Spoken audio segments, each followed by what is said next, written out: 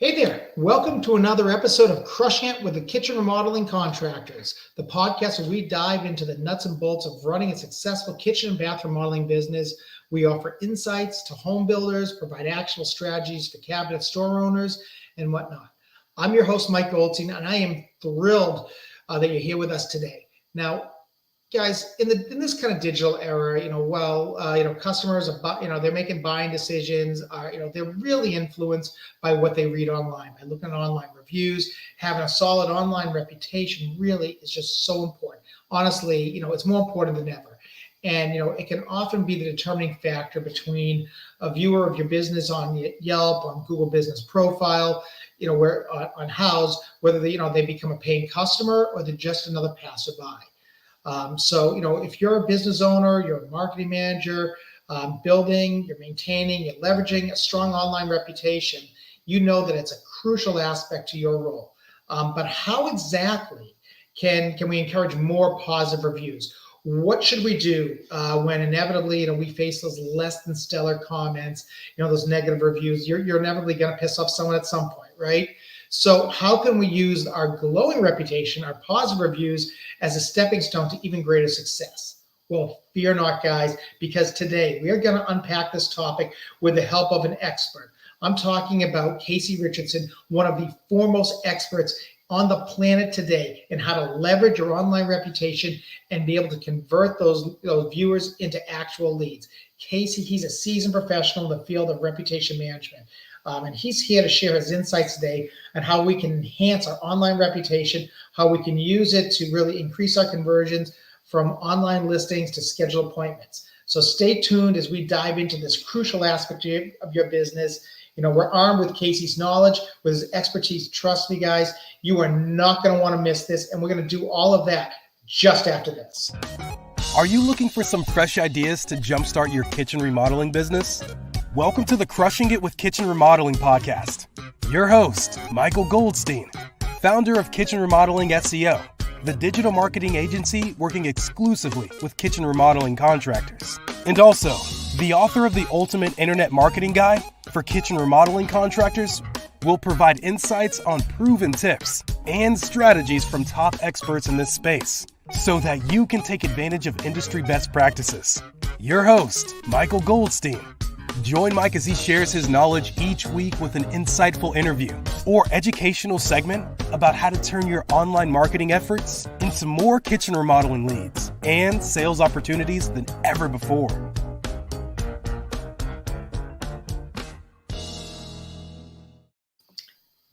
And we're back, guys. And like I said, we have with us one of just the foremost experts in reputation management, reputation control, how to just convert people and use that stellar reputation to drive business for you. We have with us the man, the myth, the legend. We have Casey Richardson with us, guys. Hey, Casey, how's it going? What's up, Mike? What an intro, man. That's thank you for that. I appreciate the kind words. Happy to be here, man. Let's talk reputation. This is something I know inside and out, man. So whatever I can do to help your audience, I'm happy to dive in and answer some questions here. Sounds great. Casey, before we jump into that, though, I've known you for a little bit here. I know who you are. I know what you're all about. But for those people who don't know, who the heck are you? What is it that you do? Yeah, so my name's Casey. I'm one of the partners and the co-founder at Craft Agency Group. We are a full-service marketing agency. We work with a ton of different clients. We started out as the in-house marketing department for a hospitality group.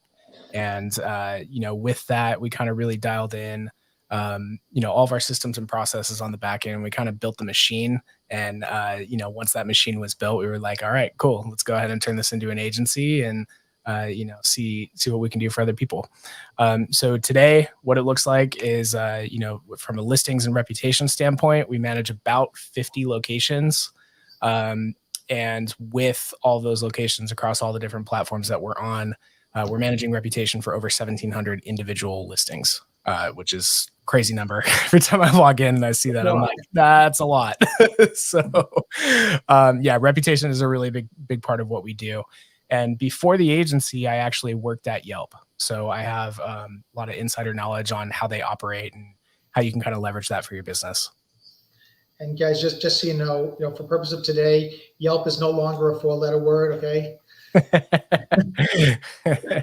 Yeah, I think the key, like the number one thing talking about Yelp is it works for you if you know how to make it work, right? So, and that's something that I always try and teach people is how to make it work for you, not against you, because you get out of it what you put into it.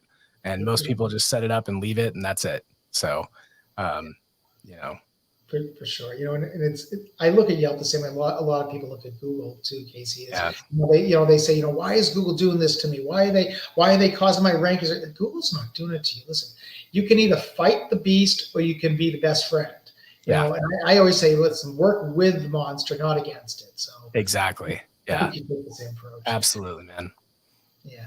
So, listen, start us off here by explaining a little bit about, what is reputation management? Why is it so crucial, for my audience, which is kitchen and bath remodeling companies, as well as home builders, cabinet stores, people like that. Why is reputation management something they need to be concerned about? I think one of the biggest things there specific to that industry is, your clients are letting you into their home, right? So trust is a really big deal. And these days, word of mouth can only take you so far. The new word of mouth is online reputation. That's what it is.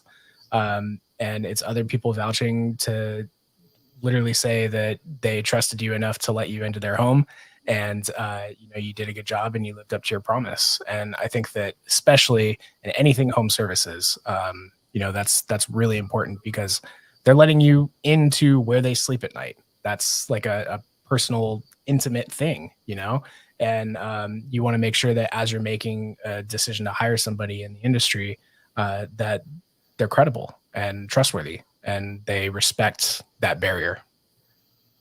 For sure. And I actually did a webinar earlier today. I was telling you about this before on how do you optimize your website for conversions. And one of the things that we talked about during the webinar was, you want to show real authentic photos of you and your team. You want to show social proof. You want to have those reviews on your site. All these things really come into play because, like you said, in the home services space, people need to not just know, like, and trust you, but they need to feel secure with you. Because you're coming into the largest investment they are ever going to make in their entire lifetime, which is their home. Yep. And that is, it's not just a slogan. Reputation management is important. It's not just a thing, but really it is one of the biggest driving factors as to whether you get hired or they go to the guy next door. Yeah. Yeah. And I mean, it's pretty straightforward. If you were to put two, kitchen remodeling businesses side by side, one's got a 3-star review and they've only had like 3 reviews and that's their average. And you have another one that's 4.5, but they've got 200 plus reviews. Who would you choose? Right. Pretty straightforward. So, I think that's the key, man, is you got to look at it put yourself in the mind of the consumer and what are they looking at? Interesting you say that though, because one of the things that I find is people get a little overly concerned about their star rating. And I'll give you a perfect example. So we were working with a flooring company a couple of years back. They had, I think, I don't quote me the exact number, it was around like 400 or 450 5-star reviews. And I remember saying to them, this looks like you bought your reviews. Yeah. And I told them, I'm going to tell you, go find somebody and get a 2-star or a 3-star review from them. Honestly, it needs to be a 4.9 overall because you have so many, and people get so obsessed about that.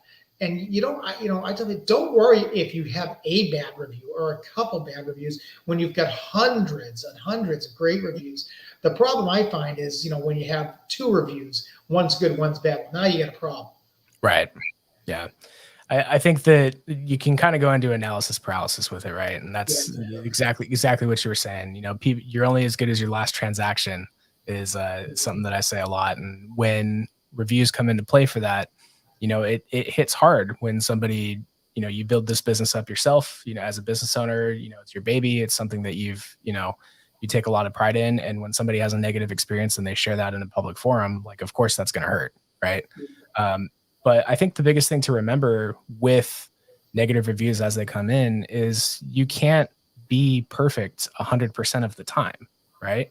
And that's, as long as that's in your head and you understand that, bad reviews are just going to come, just brush them off. I mean, people are gonna, it takes a lot more for somebody to leave a positive review than it does a negative review.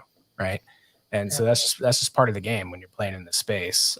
As a business owner, online reputation being what it is, negative reviews are going to come. Sure. No, absolutely. And let me ask you, like, based on your experience and when you were working with Yelp, getting a little bit of inside information there, just what you know about Google, GMB, GBP, whatever the hell we're calling it now, all of that. How does a strong online reputation actually affect conversion rates? Yeah, it's pretty big. There's some stats on the Yelp website. I don't have it pulled up at this exact moment, but we use it all the time in sales conversations. It's something like 98% of people who look up a search on Yelp within a week, they go to that business or call that business. So having a strong reputation, at the core of it, what it does is it helps fill that top of funnel. It gets a ton of action for starting conversations. If you can dial that in, that's really the key, right? So sales happen by having more conversations, and more conversations are started, the stronger your reputation is.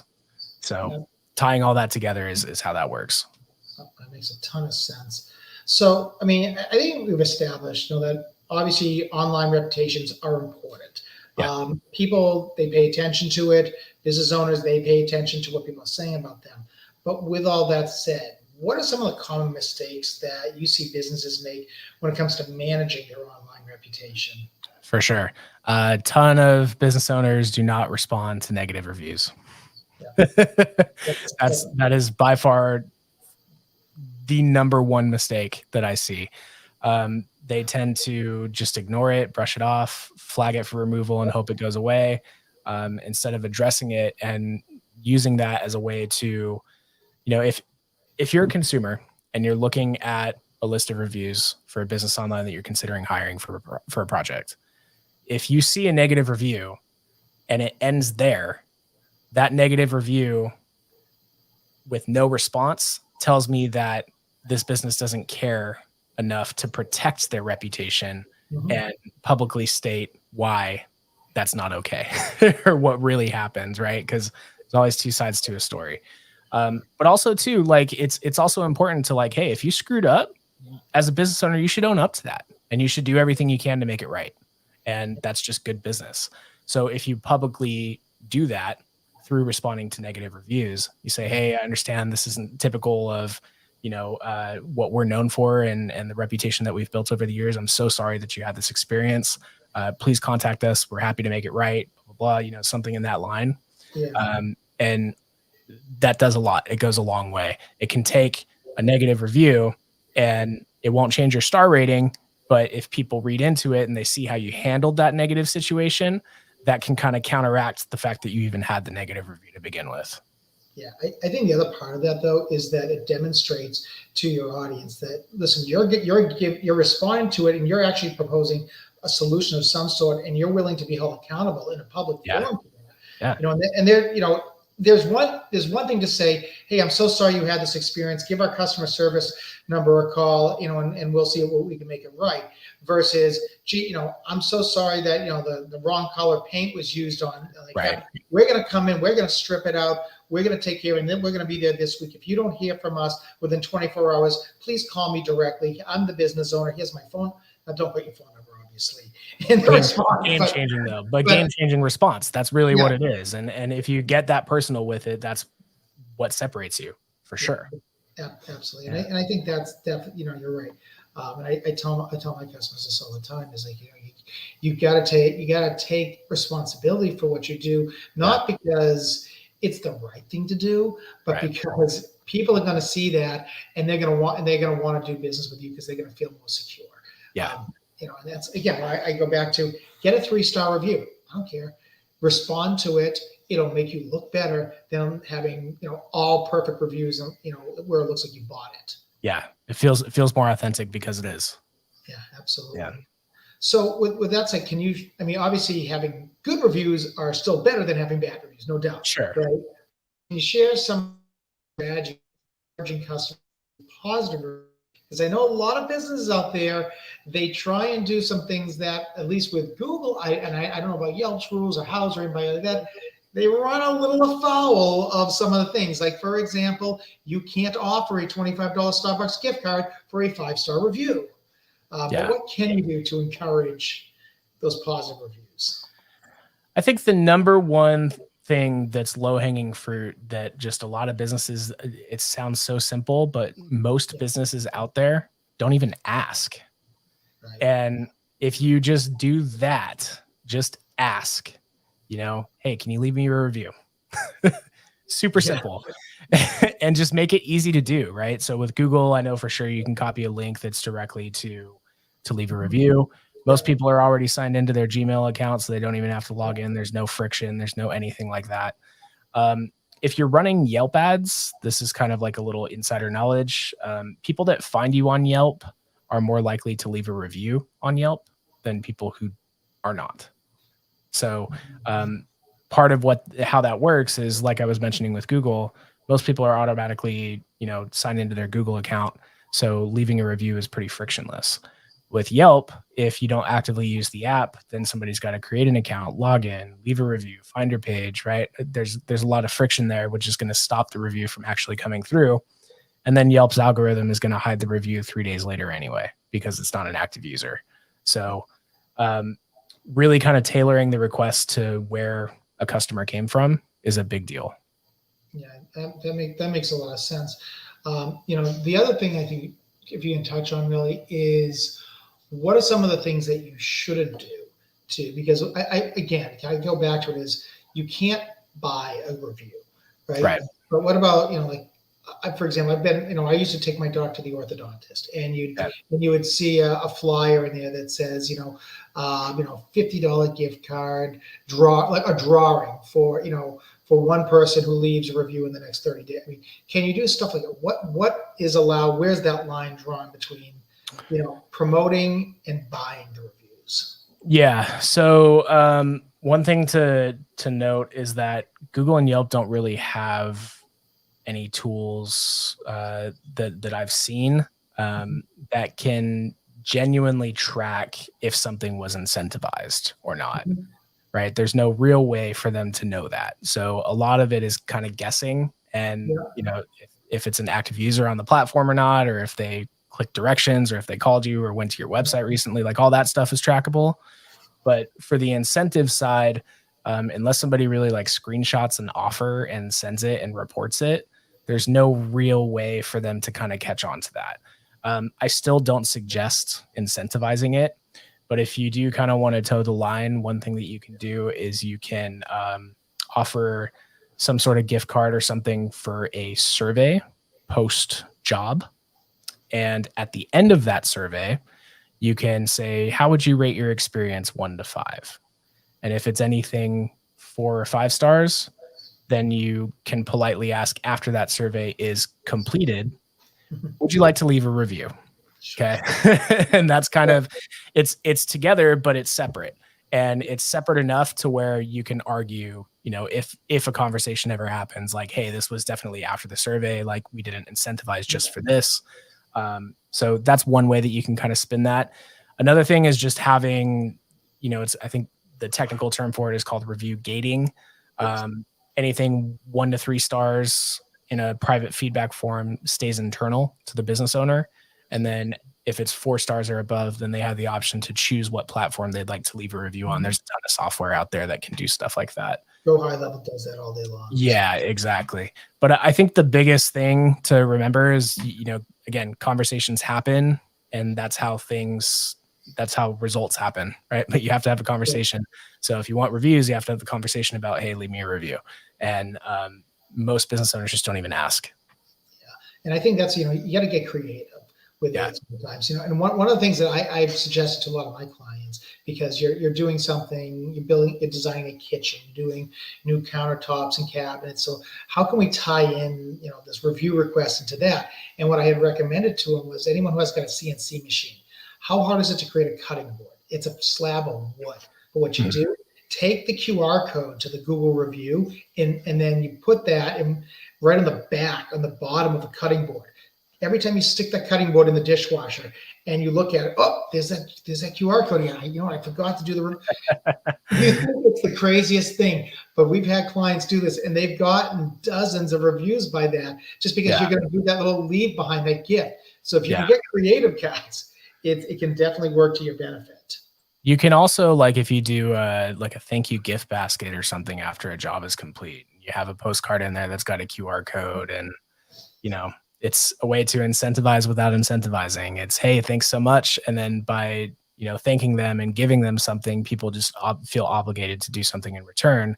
And you can just straight up say that on a postcard. You can say, if you had a great experience, we'd love to hear about it.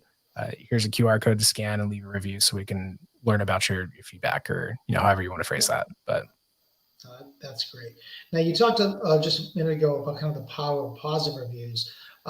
So how can a business leverage their strong reputation in their marketing efforts, when they're getting those good reviews? What do they do? I mean, it's a huge trust element, right? Like we were kind of talking about at the beginning. So you can screenshot them, you can put them on your website. There's ways to embed stuff. I think you mentioned Go High Level. I think GHL has some embed options that you can pull and put on a website. Using it on social media, and also just like on sales calls with your sales staff, you can reference them, right? And you can also take super positive reviews. If you have the customer information on file from that review, you can reach out to them and get a deeper case study. That's another huge way that you can find a win. So Bob loved the job that you did. Reach out to Bob, do a deeper case study. This is how much they spent. This is, exactly what they got for it, and highlight that story and turn it into something that's more shareable. And then you can use that story. You can try and, there's all different things you could do with like PR and press outreach and all kinds of stuff, that if the story is good enough and the story is there and you work that angle, you can really maximize from a single review what can come of that. That makes a lot of sense. One of the other things though that we look at, and I'm going to kind of bring in my my background here, which is in SEO. All right, so I've spent years and years running an SEO company, and one of the things I have been a big proponent of, and recently I think it's been proven to be true, is that Google actually, at least from a local SEO standpoint, looks at some of the keywords that are used within reviews. Yep. And so, is there any way that you know of, or any recommendations you make as to how can you solicit people to use? For example, I want the term kitchen remodeling or kitchen design or custom cabinetry in the review. What can you do? Because because those reviews really do have an SEO impact. Sure. Yeah. So I think instead of going after like those main keywords, I think the biggest kind of nugget from there is Google's smart enough to know what you do as a business, right? So it's really all of the ancillary keywords that are going to come around, like what kind of countertops were installed, or what color paint was used, or whatever. And as things like that are getting pulled in organically from review content, that's just going to kind of sprinkle on top of the main keywords that you're already putting efforts to ranking towards, if that makes sense. But yeah, there absolutely is SEO value to that, and it does help with ranking for sure.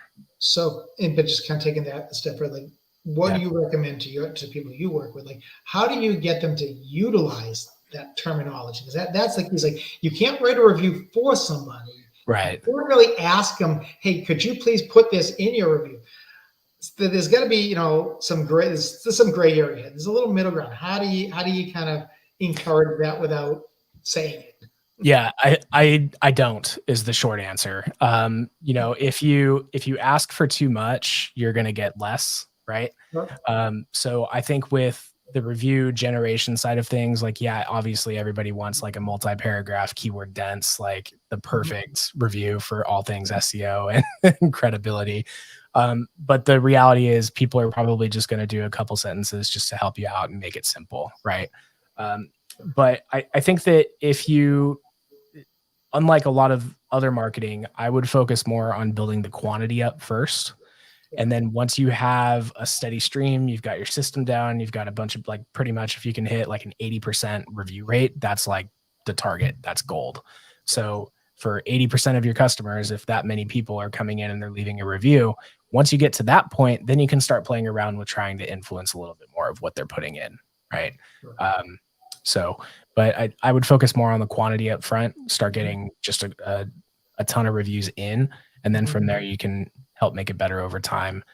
Specific ways to do that would be somehow in the review request, I would give examples of other reviews that were killer so that they have some inspiration before they write.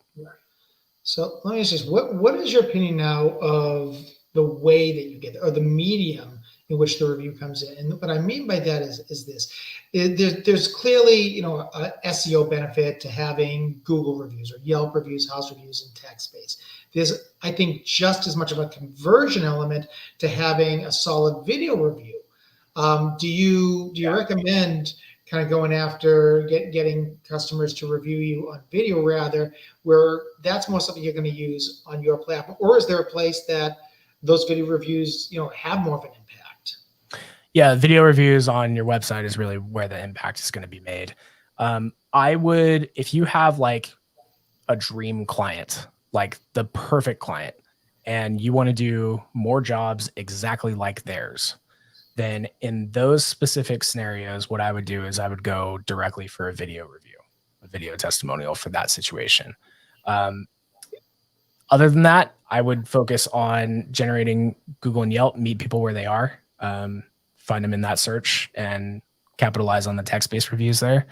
And then if you get a great review, like I was talking about with the kind of going back and getting a deeper case study, you can always record another video based off of that review with that client down the road, right? And you can incentivize the absolute heck out of that video testimonial. But that's as agency owners. I mean, we do it all the time. We get a client that says a couple glowing things about us, and all of a sudden we've cut that up into 18 different segments. It's running on YouTube. It's running on TikTok. It's running on Facebook. We've transcribed it. It's now in MP3 format, and it's a 5-minute podcast. I mean, guys, cut up that content, utilize it, become a content factory, for God's sake. Yep.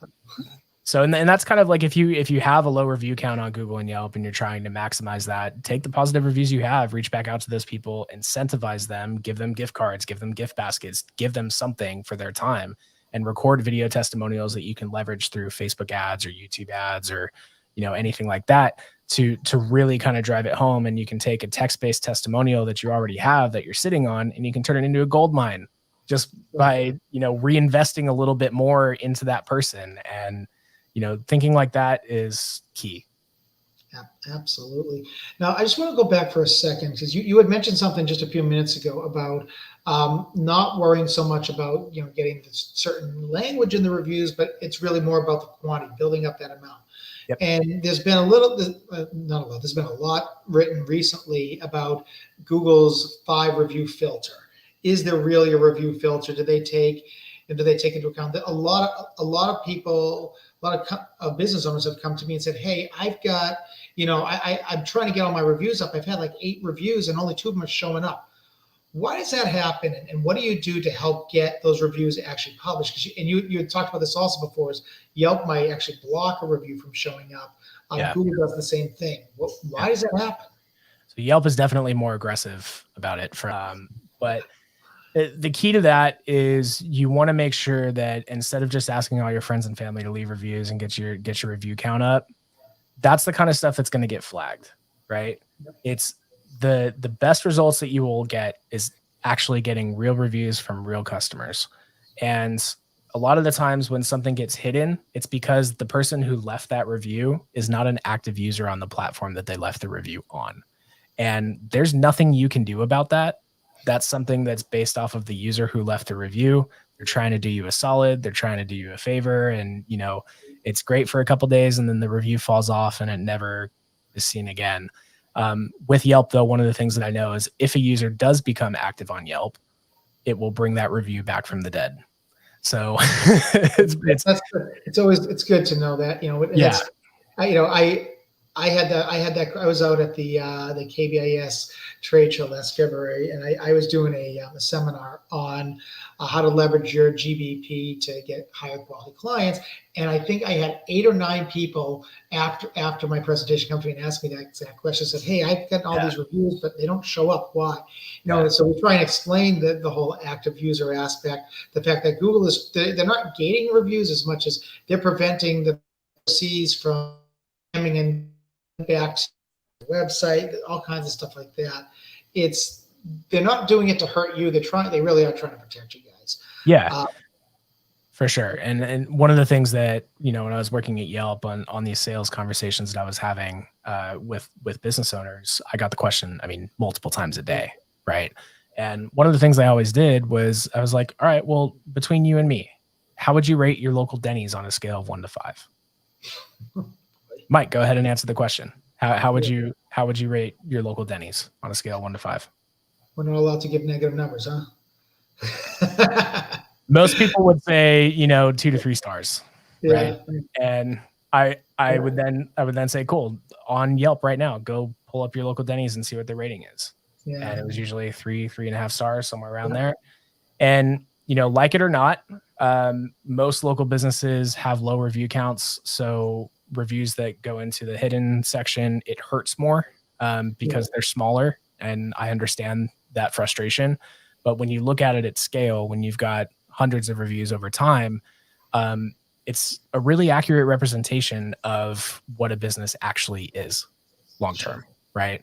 And the algorithm is actually quite impressive. If you would assume most people that leave a review for Denny's, I would say it's probably like, who's going to take the time out of their day to write a positive review about Denny's, right? Like, you got to go pretty above and beyond for that to get a 4 or 5 star out of somebody there.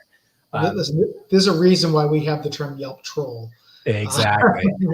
Yeah. So if they didn't have that algorithm in place, that 3 star would probably be a 1 star across the board, right? And it just as much for positive reviews, it helps filter the negative reviews that are, not true or irrelevant experiences. So you got to look at the bigger picture with it. And I understand smaller businesses that are just kind of getting off the ground, it's tough, right? But once you break the threshold of like 20 to 30 reviews, it hurts a lot less. Yeah, absolutely. And with that in mind, is there a threshold? Like, what is the review count that you really want to hit to give yourself the best chance of getting that trust factor from people? Because certainly if I go to my local pizza shop and I see 2 reviews, I'm like, ooh, I don't know if I want to go there. They must be brand new. Because is there a quantity number that you really want to hit? Depends on the business and the niche and the industry that you're in. Like for restaurants, it's a completely different number than anything home services, in my opinion. For restaurants, I look for, honestly, over 500 at a minimum. Most restaurants over 1,000. But it varies. And then for home services or, professional services or anything in that regard, I would say aim for 100. That's really the sweet spot. Very few businesses will get past that triple digit. If you get that's a goal for sure. That's a tough one. Yeah. I would say, most of our clients are probably in the, 30 to 50 range, and they think they're doing really well. And I think they are too, quite honestly. Well, reviews. That's great. But how many customers do they serve in a year on average? Well, that's the thing is, if you could, if you're talking about kitchen remodels, you're talking about, you're in a house for 3 weeks. Maybe you're doing 5 projects a month if you're a big company. Okay. Right. So you're talking, 60 clients a year. Maybe it's closer to 30. That's what I'm saying. If you get 50 reviews, you've done something. You've been in business for a while. Yeah, for sure. Yeah. So, but with the systems in place to have that, like if you get 60 jobs a year, say, and you get a system that's producing 80% of your clients are leaving reviews at that point, you can jump up pretty quick, right? A year, it might take you a year, but if you're sitting already at 40, 50 reviews, a year and a half in with a system like this, it is a longer term play, but then you're owning that reputation for the rest of your career. It's not a short-term investment that's going to go away. It's something that you build to last, and that's important. So if you can break through that threshold and you can get to 100, that's something that's really going to separate you. And again, it might take a little bit of time to do that, but it's not out of reach. It's really not. Sure. And, and I think what you're talking about really is, it's sustainable. Yeah. It's not something where, when I'm running Google ads, I'm running Facebook ads, I can get that top position in Google. I can get tens of thousands of impressions on Facebook and Instagram. But the minute I stop buying those leads or stop buying those ads, everything dries up. With reviews, not, I almost look at it like I'm buying a house instead of renting it. Right. Yeah. And I would much rather own than be a renter for sure. Yep. I use that same analogy I use for SEO and reputation all the time. Yeah. Yep. It's buying versus owning. Yeah. Or renting versus owning. Sorry. So in any case, listen, Casey, you have actually really been so helpful today. You have added so much value to this show. And I think that my listeners really got a lot out of this. You dropped some just real knowledge bombs on us. With that said, as we kind of wrap up here and get closer to the end, if someone wanted to learn a little bit more about you, about your agency, how would they get a hold of you? Where do they find you? Yeah, just craftagencygroup.com. You can go ahead and book a call right there on the website. There's a button right up at the top. Book a call. Happy to talk with anybody. If there's anything we can do from a listing management or reputation management standpoint, we'd love to talk. Fantastic. Yeah. Okay. Again, I really appreciate you coming on the show today, sharing your knowledge with us. I think it was really kind of insightful hearing from someone who kind of has that insider's point of view rather than just the propaganda that's out there by I'm sorry, the Yelp trolls. That's what they are. Listen, people, 19 people will put something bad to the one person put something good. Yeah. So guys, Casey gave us some real bits of information here that that we can take to God as gospel. So with that said, thank you so much for coming on today. Thanks for having me, Mac. I appreciate it. You got it. Well, guys, this was Mike Goldstein. This is Casey Richardson, Crushing It with Kitchen Remodeling Contractors podcast. If you found this helpful, please like and subscribe to the YouTube channel we're on. And we will be back next Wednesday at 12 o'clock with another episode. All right. Talk to you soon. Bye-bye.